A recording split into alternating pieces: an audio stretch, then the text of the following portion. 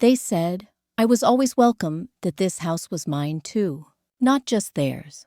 But then I stumbled upon notifications on their phone, messages about me, like I was just a piece of some experiment I never signed up for. If this story sparks your curiosity, hit that subscribe button and drop a comment telling me which city or country you're watching from.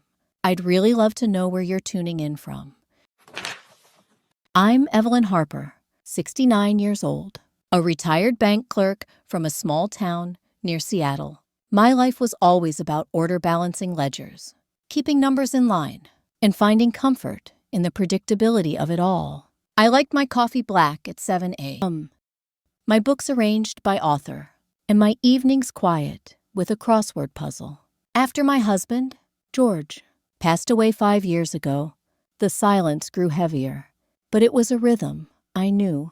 I lived alone in our old craftsman house until the upkeep became too much. The roof leaked. The garden overgrew, and the solitude started to feel like a weight. My granddaughter, Sarah, and her husband, Mark, offered a solution that seemed like a lifeline.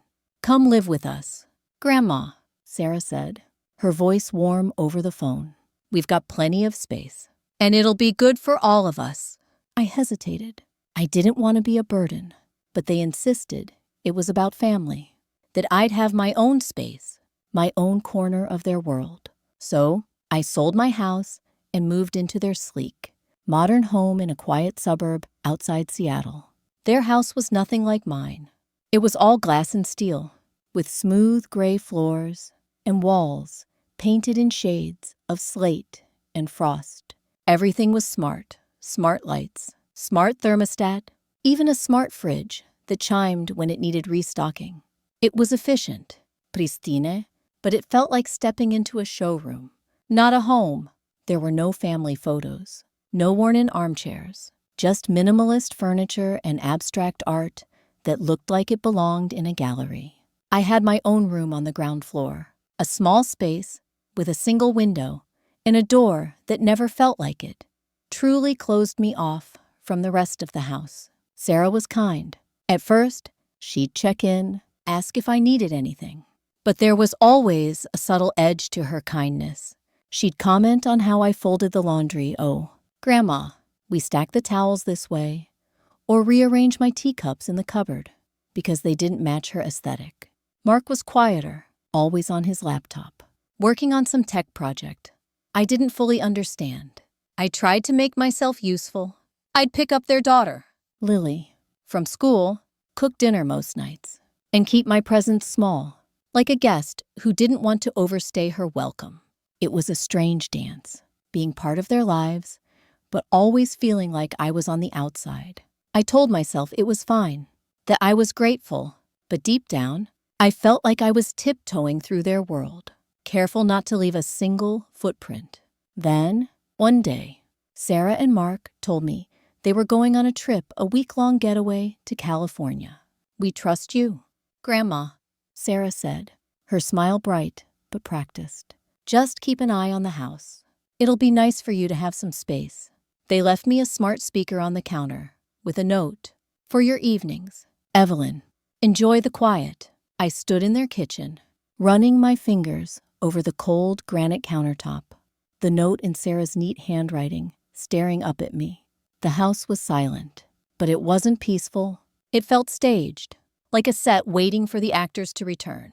I should have felt free, but something about the stillness made my skin prickle.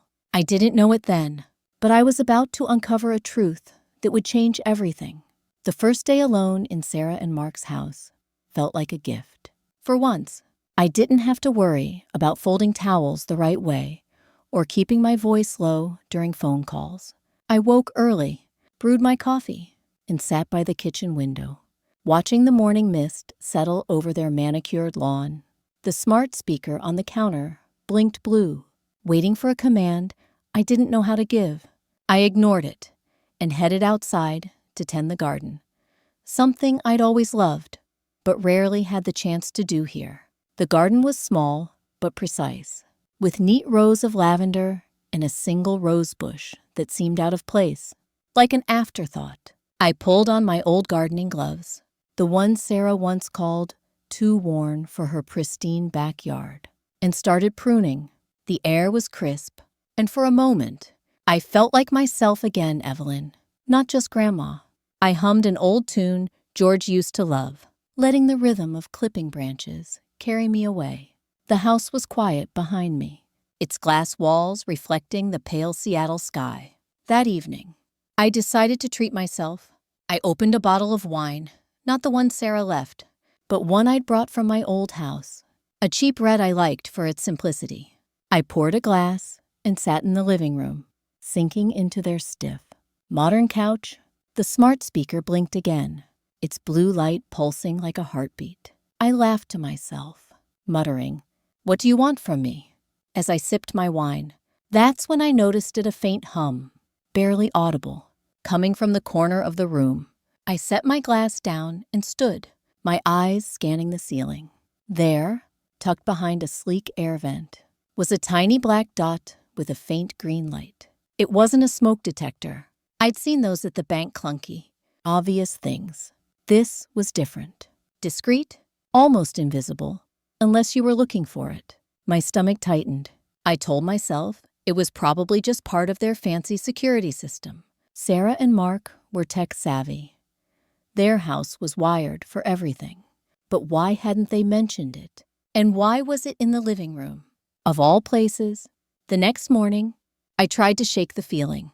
I went for a walk through the neighborhood, passing rows of identical houses with manicured lawns. I stopped at a small cafe, ordered a scone, and watched a young couple teach their toddler to kick a soccer ball in the park across the street. For a moment, I felt light, unburdened. But when I returned to the house, the silence felt different, not peaceful, but heavy, like the air was holding its breath. I couldn't stop thinking about that green light. I started looking closer. In the kitchen, I noticed another tiny dot embedded in the smart fridge's display panel. In the hallway, a similar light blinked inside the frame of a motion sensor. My hand shook as I poured another cup of coffee, my mind racing. This wasn't about security. This was something else. I muttered to myself, "Evelyn, you're being paranoid." But the thought wouldn't leave me. If they were watching the house, were they watching me? And if so, why? I couldn't ignore it anymore.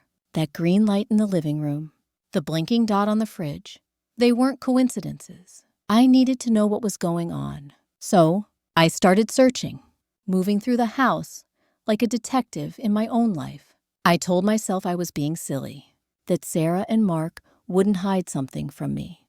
But the more I looked, the more I found.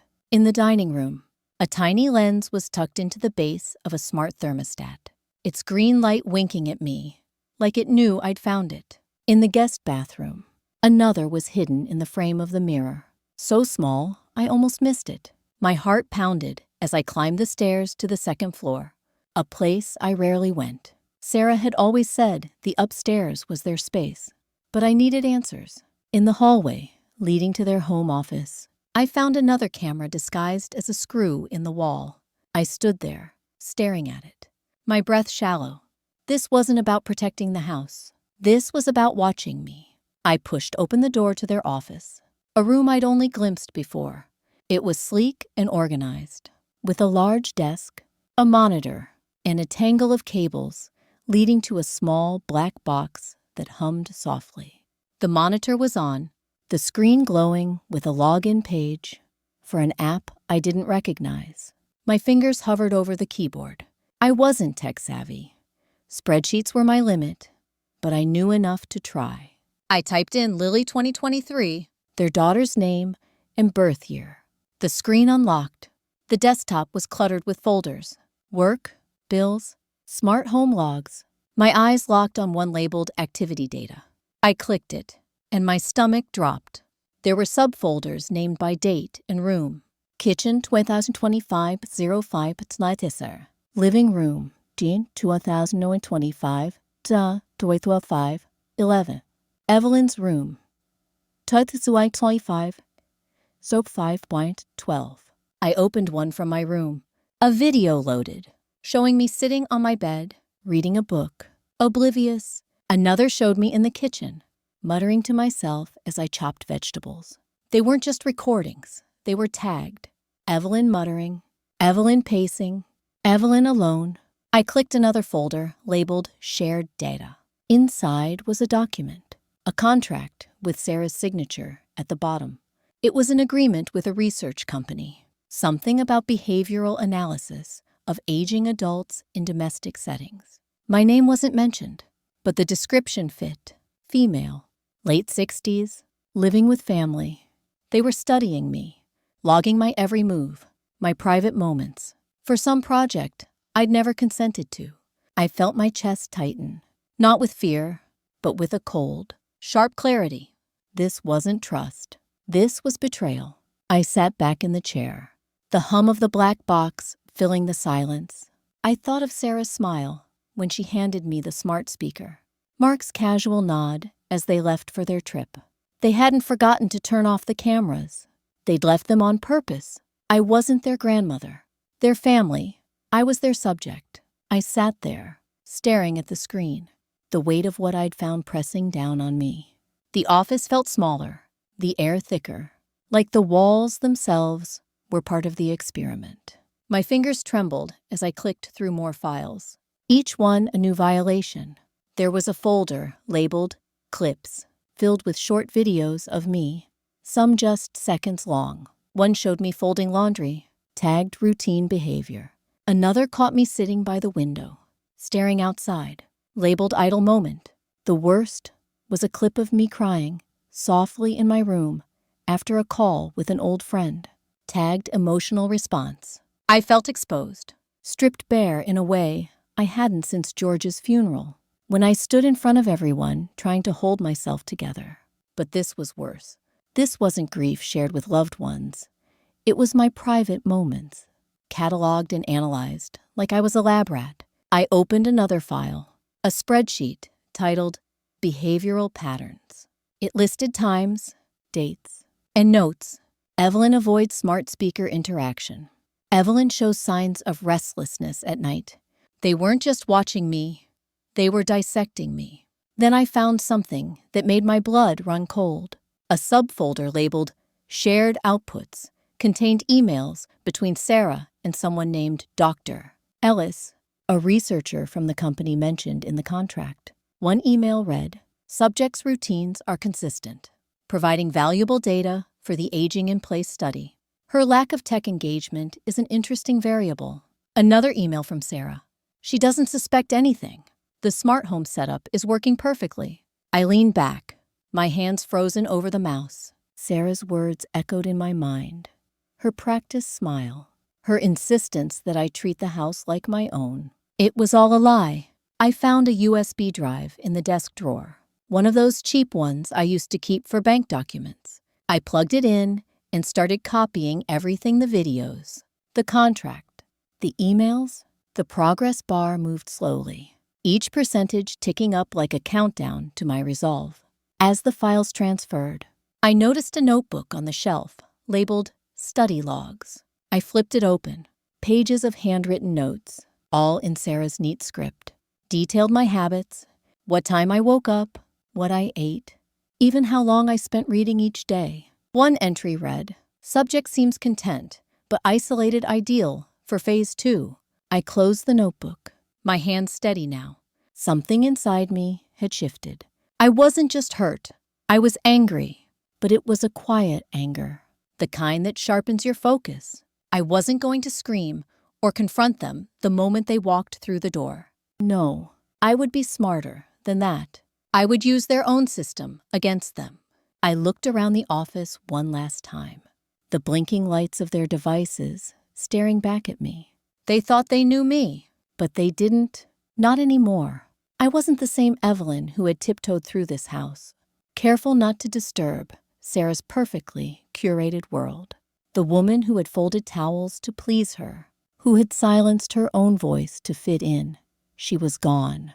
In her place was someone new, someone who refused to be a specimen in their experiment. I took the USB drive, now heavy with their secrets, and slipped it into my purse. Then I began to plan. I printed out key evidence screenshots of the emails, a page from the contract with Sarah's signature, and stills from the videos showing me in my most private moments. I laid them out on the kitchen counter, arranging them carefully, like pieces of a puzzle I was about to present.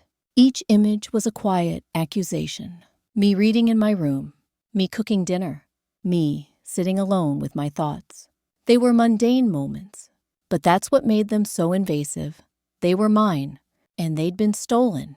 I found an old address book in my room and called an old friend from the bank, Clara, who had moved on to become a paralegal. Over the phone, I explained everything, my voice steady but urgent. Clara listened without interrupting, then said, "Evelyn, this is a breach of privacy. You have rights. Let me connect you with someone who can help." By the next morning, I was on a call with a lawyer named Daniel, who specialized in personal privacy cases.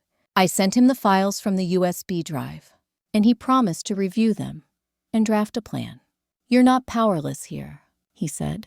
"We'll make sure they understand that." With the evidence secured, I turned my attention to the house. I walked to the living room, where the smart speaker still blinked its blue light. I stood in front of it, knowing it was likely recording, and spoke directly to it. "Sarah, Mark," I said, my voice calm but firm.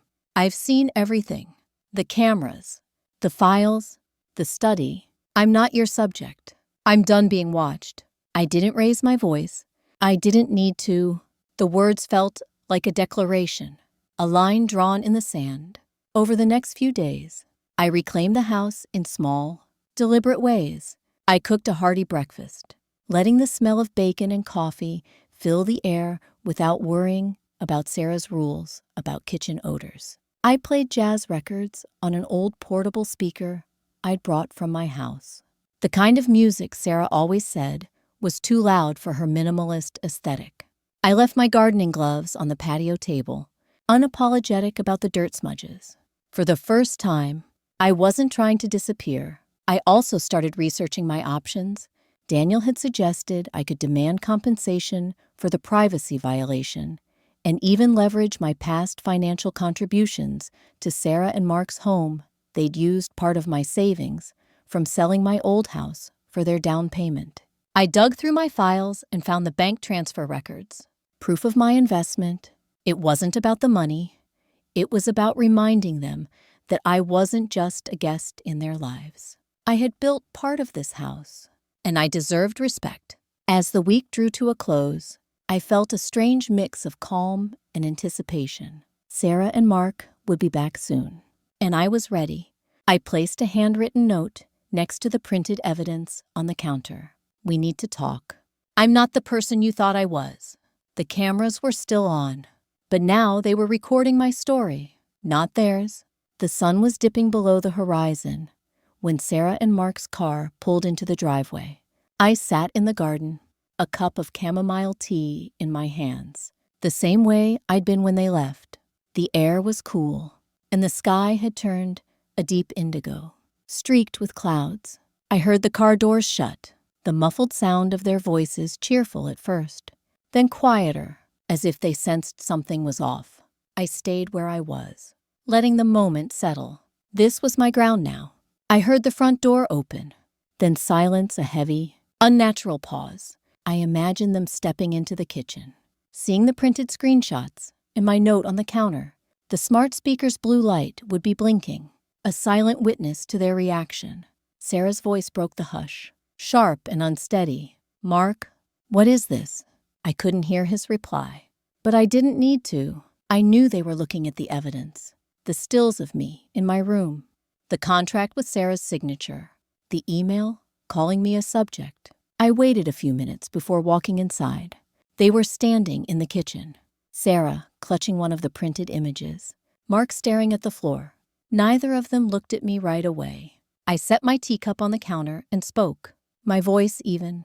"I found the cameras. I found the files. I know about the study." Sarah's face twitched, her eyes darting to Mark, who finally looked up. "Grandma, it's not what you think," he said, his voice flat. "Rehearsed?" I didn't interrupt. I let him talk. He said the cameras were for home monitoring, that the research project was just a side thing Sarah was involved in, that they didn't mean to invade my privacy. We should have told you, he added. Almost as an afterthought, Sarah stayed silent, her lips pressed tight. I looked at her and said, if you're hurt that I found out, imagine how I feel being studied like an animal in a cage. You called me family, Sarah, but you turned my life into data. I pulled out the bank transfer records from my purse and placed them next to the other papers. 5 years ago, I gave you part of my savings for this house. I thought it was for family, too, but I was wrong. I want my investment back, and I want a place of my own, where I'm not watched, judged, or analyzed. My voice didn't waver, but inside, I felt a crack part pain, part relief. Sarah's face flushed, but she didn't argue. Mark rubbed his temples, looking like a man who'd underestimated someone he thought he knew. After a long silence, Mark nodded. We'll figure it out, he said quietly. We'll pay you back, and we'll take down the cameras. Sarah turned and walked out of the kitchen, her footsteps sharp against the hardwood. I didn't follow her. I didn't need her apology or her approval. I had said what I needed to say, and for the first time in years, I felt seen, not as a grandmother, not as a subject, but as Evelyn Harper, a woman who was done being invisible. I returned to the garden, letting the cool night air wrap around me. The stars were starting to appear, faint but steady. I knew this wasn't the end, but it was a beginning, a line I'd drawn, a boundary I'd set. They could keep their smart house.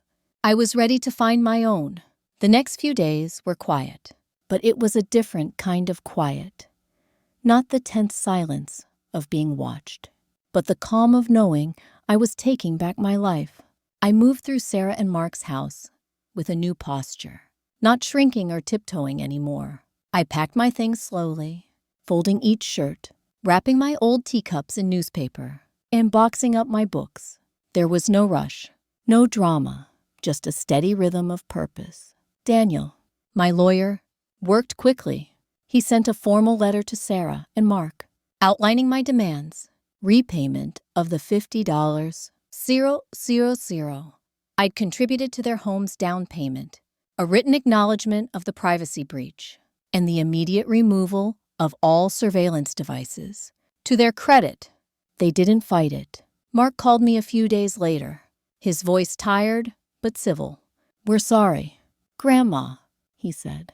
We'll pay you back from our equity line and cover moving costs. The cameras are gone. I thanked him, not because I forgave them, but because I was done carrying their weight. I found my new home through Clara, who knew a retired teacher renting out a cottage on the edge of town. It was small, with a blue front door and a backyard that sloped into a tangle of wildflowers and cedar trees. The owner, Margaret, was a widow like me, with a warm laugh and a love for baking. We sat on her porch, sipping homemade lemonade, and talked about everything from gardening to old jazz records. When she handed me the keys, she said, "This place needs someone who'll love it. I think that's you." Moving day was simple. I didn't need much, just my books, my teacups, and a framed photo of George and me from a trip to the Oregon coast. I left Sarah and Mark's house without a farewell scene. I locked the door behind me, slid the key under the mat, and drove away. The cottage welcomed me with open windows and the scent of lavender from the garden. That first night, I slept deeply, the kind of sleep that comes when you're no longer looking over your shoulder. The mornings in my new home felt like a gift. I'd wake before dawn, stirred by the chirping of birds instead of obligation. I'd brew coffee in a pot that didn't talk back, letting the steam curl through the kitchen. Outside, the garden was a wild, beautiful mess rosemary spilling over stones, daisies popping up wherever they pleased. I'd sit on a wooden bench with my crossword puzzle, the sun warming my face, and listen to the wind chimes I'd hung by the back door. Their uneven song was imperfect, but it was mine. I started writing again, something I hadn't done since my banking days. Not letters to others, but notes to myself, reminders of who I was becoming. Evelyn, you are enough.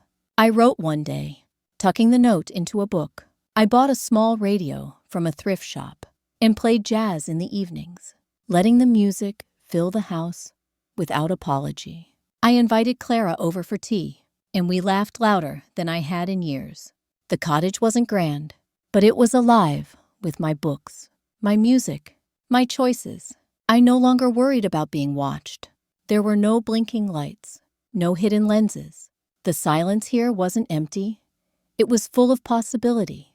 I was Evelyn Harper, not a subject, not a guest, but a woman who had reclaimed her life. And as I stood in my garden, watching the sunset paint the sky in shades of gold and pink, I knew I was home. If this story touched you, let me know in the comments where you're watching from. I'm curious to hear your stories, too, about the moments you took back your life, the times you found your voice.